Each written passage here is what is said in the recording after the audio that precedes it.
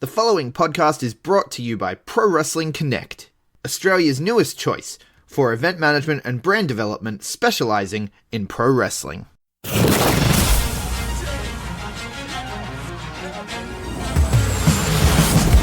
now, the B Plus Wrestling Podcast. Watch global. Support local. It's the B Plus Wrestling Podcast. The news. B plus. Check it out! Here we go! You wanna mess with us? Cause we're standing on the ground, standing on the ground. You wanna mess with us? Cause we're standing on the ground. Hello, and welcome to the Wrestling Landscape Podcast. I am your host, Lance Larson. The Wrestling Landscape Podcast is the casual wrestling podcast, the informal wrestling podcast. On today's episode, I am once again drinking a Costa Rican single origin French press brewed cup of joe. It's 2:30 in the afternoon, so I will not be having alcohol now. And on today's episode, we'll be discussing entirely Japanese wrestling, including Night 1 of the G1 Climax 29, which was also reviewed on the King of Sportcast episode, which came out recently. Go check that out on the B Plus podcast. We will also be talking about Night 1 of Pro Wrestling Noah's Global Junior League. And finally, Saki Kashima's homecoming show on June the 23rd. For World Wonder Ring Stardom. Now, let's jump right in. So, the G1 Climax 29, Night 1 in Dallas, Saturday, June the 6th. Before we jump into the tournament matches, I want to say that the undercard was awesome. I fucking loved it. I thought every match was enjoyable. At least to a certain degree, I thought all of the wrestling was good. At worst, solid. I don't think anyone fucked up. I don't think anyone sucked. All the matches were creative enough to be enjoyable. Cobb Ishii was so much fun. Everyone fucking loved that match. This undercard, which in reality has very little... The wins and losses of the undercard actually has very little to do with anything moving forward. But every single match of the undercard had a clean finish. Every single match was enjoyable. And every single match... I shouldn't say every single match. A lot of the matches set up something in the future. It was so fun. Even the opening match, which was a foregone conclusion, which was the heavyweight tag champs, G.O.D., defeating the junior tag champs, Roppongi 3K. We all knew the heavyweights were going to win. That's fine. But even that was champions versus champions match. That had an intrigue. That had a hook. So this was a fucking awesome undercard. This is what I want every undercard on every pro wrestling show ever to be. Unless it's a super show. Like, good God. That was so much fun. And I'm so glad I have coffee right now. The afternoon lull is hitting me hard. But the coffee's still really hot. I can't really sip on it yet. That's okay. Let's move on to the first tournament match of this year's G1. Because Lance Archer, sporting a new look, I could take it or leave it, doesn't matter, defeating the IWGP Junior Heavyweight Champion, Will Ospreay. This was an awesome match. Ospreay is fucking fantastic. Now, I don't think... Listen, I've heard people talk about how, like, oh yeah, Ospreay was great. Archer did his part well, too. Listen, I don't think Archer sucked in this match. But Ospreay's the reason why this was a good match. Okay, Ospreay didn't carry him. It's not like Archer didn't work hard or didn't do anything or sucked at what he did. That's not what I'm saying. But Ospreay is the reason this was a good match. Would have been a fine match if Archer had another opponent. Ospreay made this fucking awesome. Even all these little spots. Like going for the pounce, the shoulder tackle that Archer does. And Ospreay just leaping over doing a somersault through, and then coming back to that spot 30 seconds later to tie off that sequence. It's brilliant. That, like, not even 60-second thing of him going for the pounce and Ospreay avoiding it and then them coming back to it a moment later. There's a million little things like that added to this match. Ospreay is fucking unreal. When this year's over,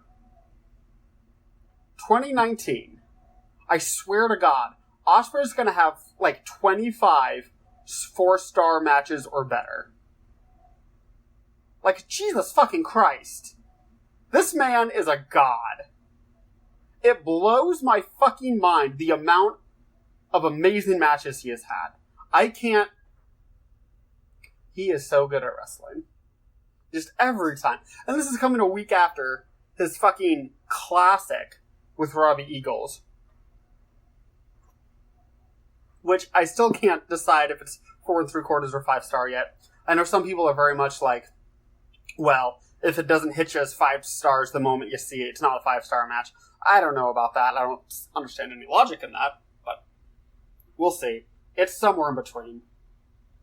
Can I go 4.85? Is that a thing? Anyway. Moving on. I'm sure a lot of you don't care about my fucking star ratings and shit. I bring it up sometimes. You don't have to care about star ratings. Moving on. That match was fucking great, though. Archer Ospreay. If you haven't seen it, go see it. We had Bad Luck Fale defeating Evil. I thought this match was fine. It didn't suck. It's no different than any other Bad Luck Fale match. I shouldn't say that. It was exemplary of a decent Fale match. He's had some bad matches. It didn't suck. Someone tells you this match sucks, they have too narrow mind about what pro wrestling is. Pro wrestling has a lot of matches.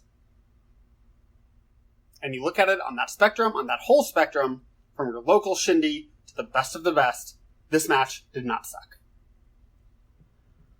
Okay. But, I'm completely over this kind of match. I am completely over the Fale match and his big man bullshit. I understand that there is a reason for him to be in the tournament. That it may be a little easier for the other folks in the block to have a Fale match. But it's not something I care to see. Every A-block card is going to be prevented from being a top-to-bottom absolute home run because of Bad Luck Fale. If this match was even a little better, it would have... Anyway, I see that like the rest of this card wasn't awesome. The whole rest of this card wasn't awesome. This was the only fine match on the card and everything else was good or better. So I can't say he tore this card down. I overspoke earlier. That's on me, guys. I apologize. But it was by far the worst match on the card. It's fine. It was fine. Next we had Sonata defeating Zack Sabre Jr. with a bridging pin, which was so much fun. This was a great match. It was a very Zack match. He went after Sonata's arm at certain points.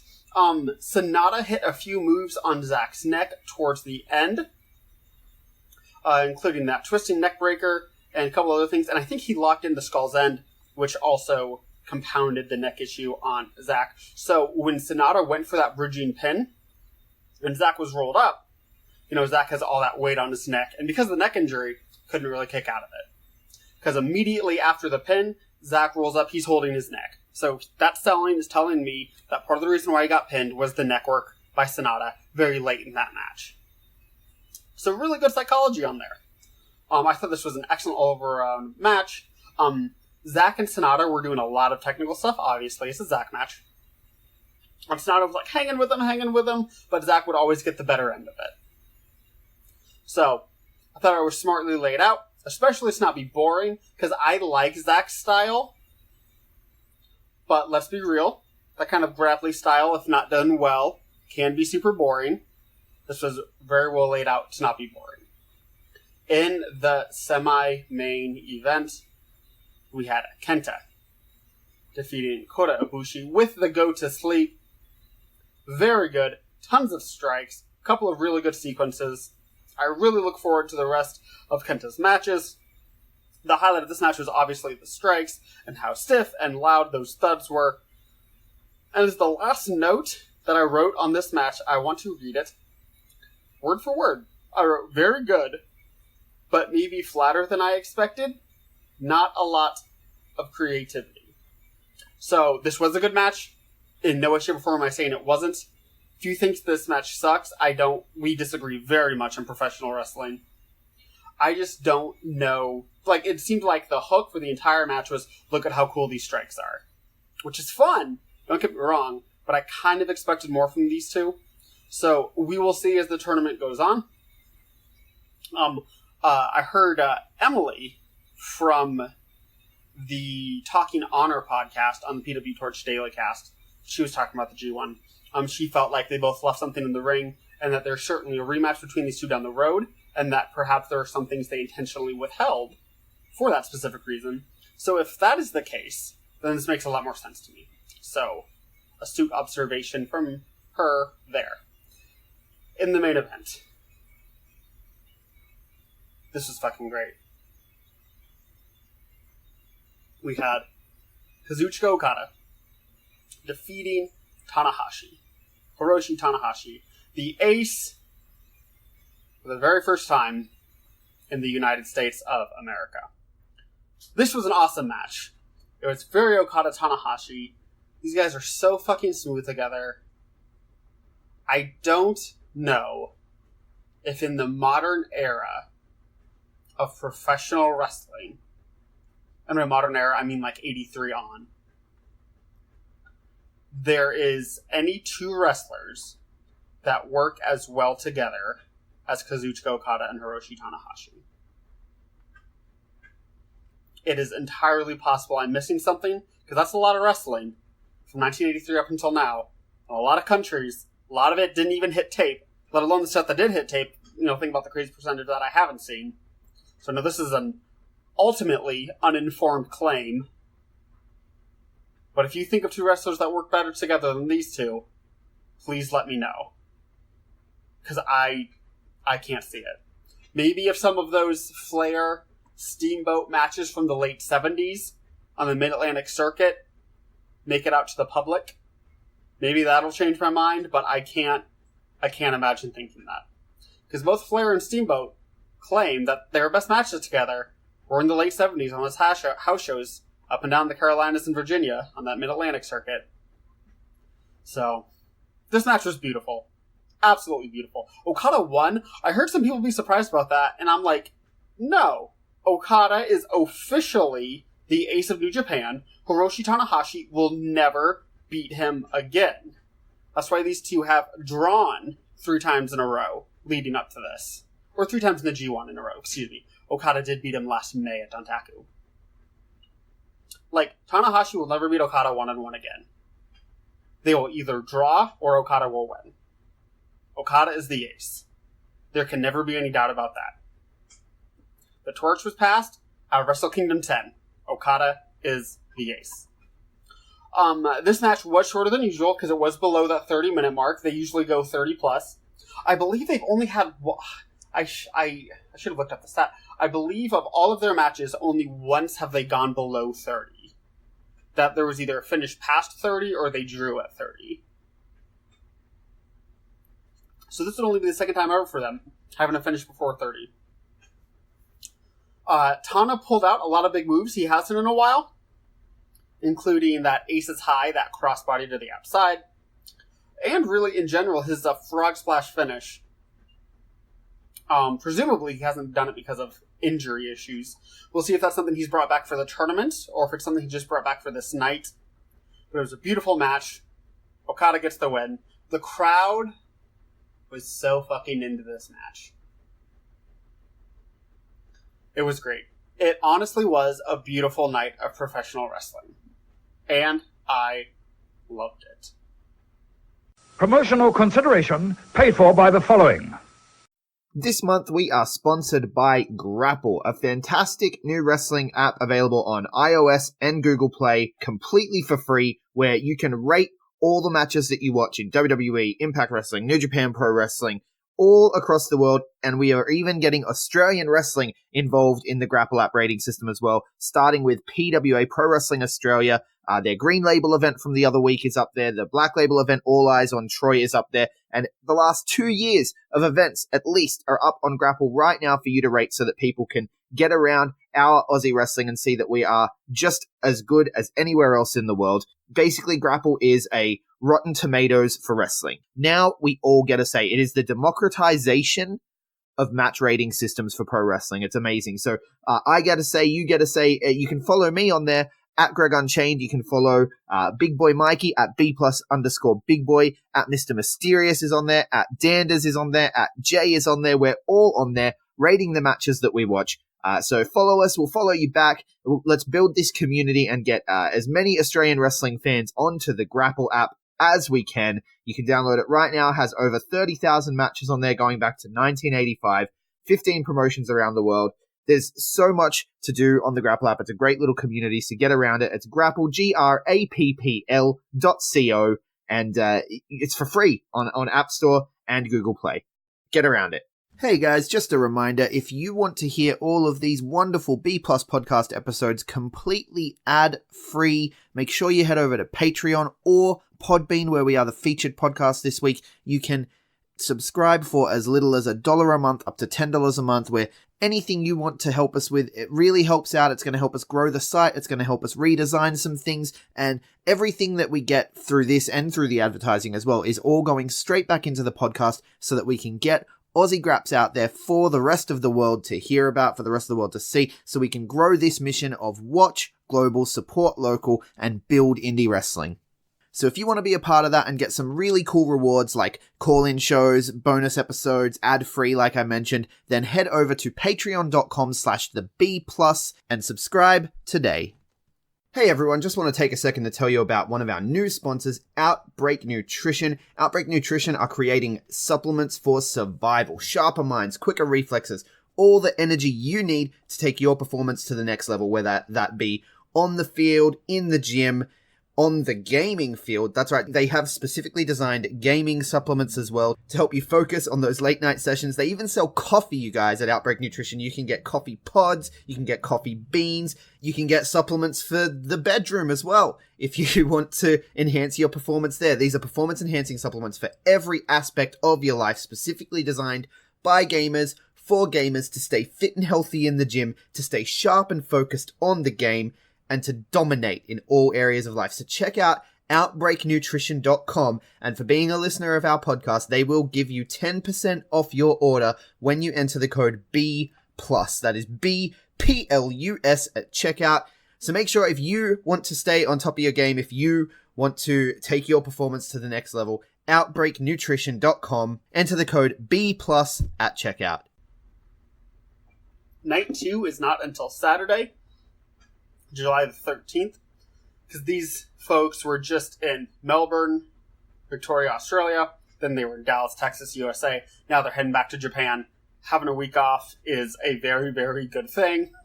That's a lot of travel, and when you're coming from Australia to the States, that's a big time difference too. So these folks need a minute. So I'm glad it's a full week in between shows, because between the travel and the jet lag and getting everything back on track, I think that's smart.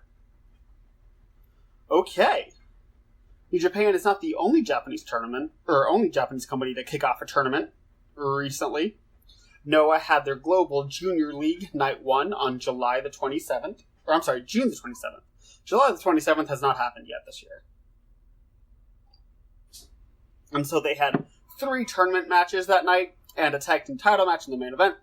Those are the 4 matches we will talk about. The junior champion, Minoru Tanaka, defeated Yoshinari Ogawa with a victory roll. This was a good, solid grappling match. Lots of holds. Slow, but not too long, so it wasn't boring. If this match had kept this pace and kept this style for 20 minutes, this would have been a boring match. But for what it was, I think barely over 10. It was a fairly short match. So it was enjoyable for what it was. It was very wrestly. If you don't like that, you wouldn't like this match. If you do like that, you would love this match, and probably would have preferred it gone longer. I enjoyed this style, but it is not my favorite style, so I I liked that it was the length that it was. Next, we had Hajime Ohara defeating Chris Ridgway. Yes, that Chris Ridgway. I thought this was a good little match. I liked it more than the Tanaka Ogawa match previously. This was also very grapply to start. Submissions, headlocks, that kind of thing. But as the match developed, Chris Ridgway and Ohara started busting out some awesome strikes, giving the match not a fever pitch because it's not like, it was super heated at the end. It was night one of a junior tournament. But it did build well, and Ohara got a submission for the finish. So towards the end, went from grappling to striking to actual submissions, and Ohara won that exchange. So good little match. Nothing too special on either of those two matches, nor in this third one, but all were good. It was Daisuke Harada defeating Yo Hey. Was a good match. The heat segment I thought was very bland and slow. I'm not a big fan of the heel doing a move, waiting 30 seconds, doing a move, waiting 30... fuck that shit. You can be more creative in your heat statement. God damn it. Wrestling has been around for 160 fucking years. Think of something new to do in the goddamn heat segment. I'm tired of boring-ass heat segments in my professional wrestling. Think of something. Fuck. Anyway, this was a good match. Some exciting high spots towards the end, some exciting near falls towards the end. It's a little bit more flashy than the previous two matches, which I'm sure was intentional. As the night goes on, I'm sure they were allowed more and more high spots. Or maybe not even allowed, just the workers being smarter that hey, listen, I'm second match on the card. Let's, a lot of holds, a lot of grappling. So, that makes sense. Good match. I like all three tournament matches. The main event, though, was my favorite. It was Takashi Sugiura and Kazuma Sakamoto defending GHC Tag Team Championships against Go Shiozaki and Nakajima. This match was awesome. It was exactly what you'd expect hearing those names. Lots of strikes, lots of chops. It was fucking great. If you like that style of wrestling, you would very much like this. Definitely felt a little more old school Japanese. So a lot of fun. Shiozaki and Nakajima won and got the tag titles. So really good match. I believe there's 20 plus minutes. I would really recommend going out of your way to see this match. I thought it was very, very good. I think I'd go 4 flat on it. So if that is a rating intriguing enough to you to go check it out, please do. I recommend it. Afterwards, there was a standoff, and it looks like Nakajima will be the next challenger for Kiyomiya's GHC heavyweight title, which would be very interesting. I would be very down to see that. So those were the 4 most important matches from Noah's Junior Global League, Night 1. We're going to shift gears over to Stardom and Saki Kashima's homecoming show.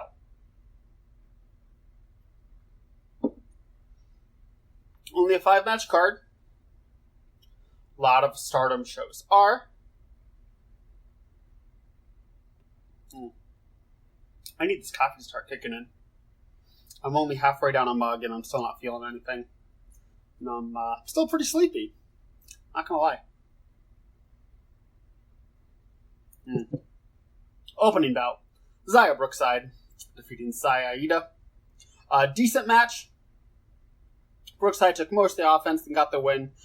As is to be expected with Saya, this is her role now. She is the opening match.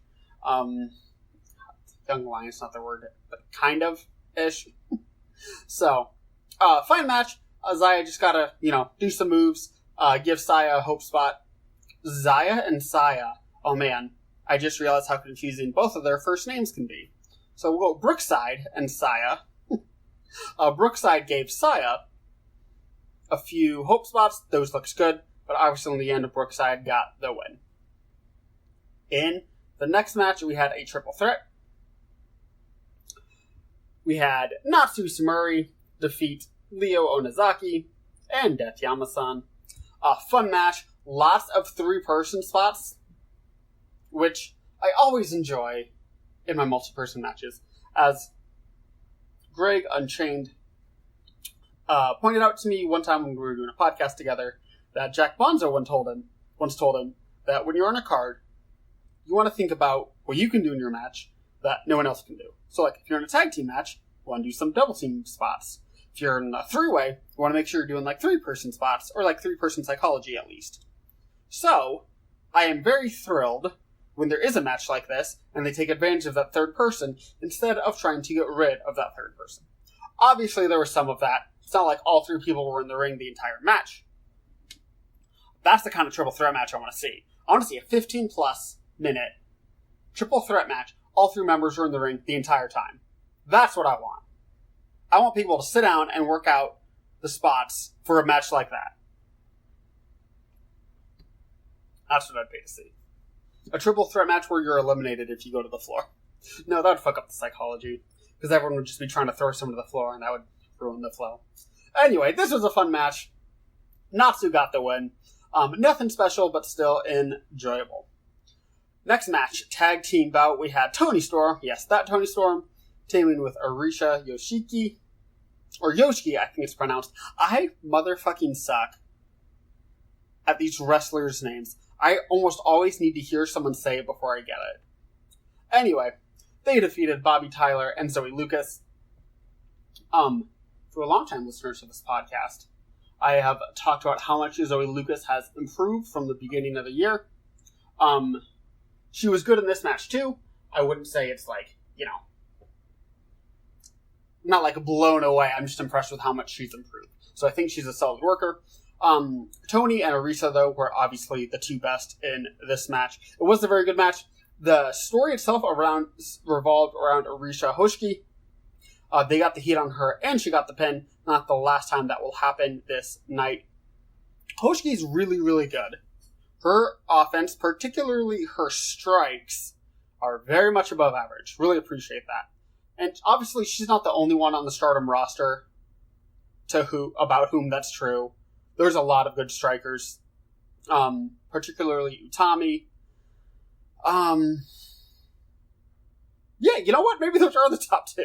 Not that there are more, but it's just like, when I'm thinking about who I'd put in that category, I guess it's Utami and Arisa. So good for them. Solid match. Really enjoyed it. The heat was not boring in this match. I enjoyed it. Next, we had a 4-on-4 8-woman tag. It was Oedo Tai defeating Queen's Quest.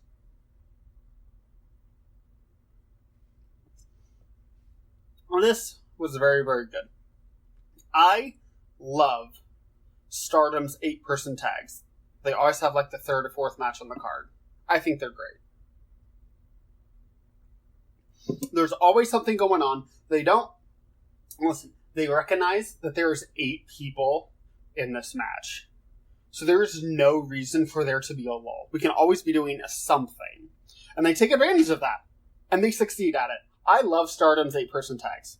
They're so much fun. There's usually a decent amount of brawling. So you get some good heat.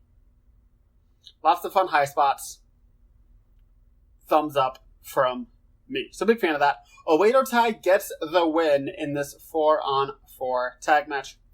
In the main event of Saki Kashima's homecoming show, Saki Kashima was on a 3-person team challenging for the Trios titles, known as the Artist of Stardom titles, with Saki Kashima, Mayu Iwatani, and Tam Nakano challenging Hana Kimura, Konami, and Jungle Kiona, and Shock, Kashima's team won.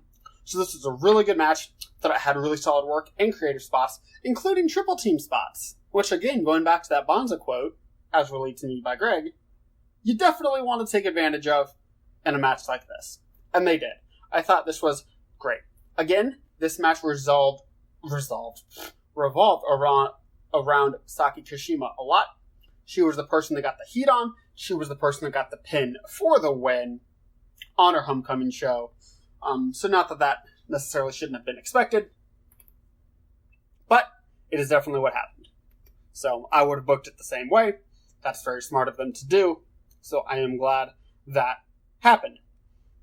Afterwards, Oedo Tai challenged for the trios belts.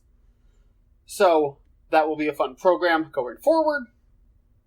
I can't imagine this Kashima, Iwatani, and Nakano team would lose them so quickly, so expect that trio team to hang on to them for at least a bit of a spell.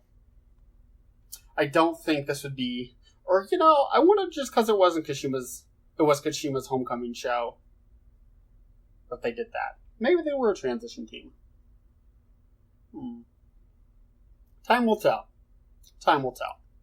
Anyway, with Stardom, we are moving full speed ahead towards their 5-star Grand Prix tournament, which is a Stardom's version of their, 2 blocks big round robin tournament that is coming up in a couple of months. For those of you unaware, Avery, Australia's own Avery, is in fact in that tournament, which is so surprising to me, because that is also her Stardom debut, is their big-ass tournament.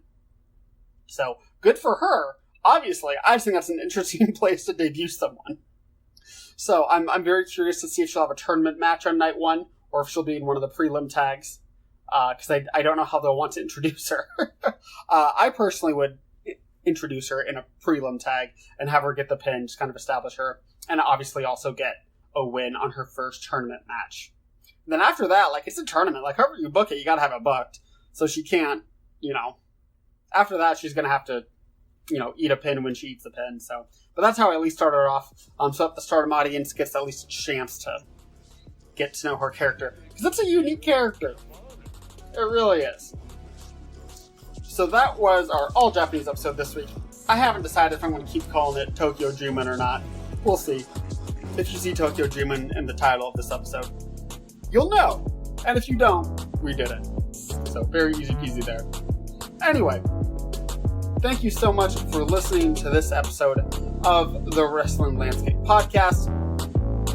For personal reasons, I have a lot more free time this week than I originally thought, so I'm sure there will be more Wrestling Landscape episodes coming your way. So stay tuned to the B Plus Podcast Wrestling Network for all of that. Thank you so much for listening, and take care.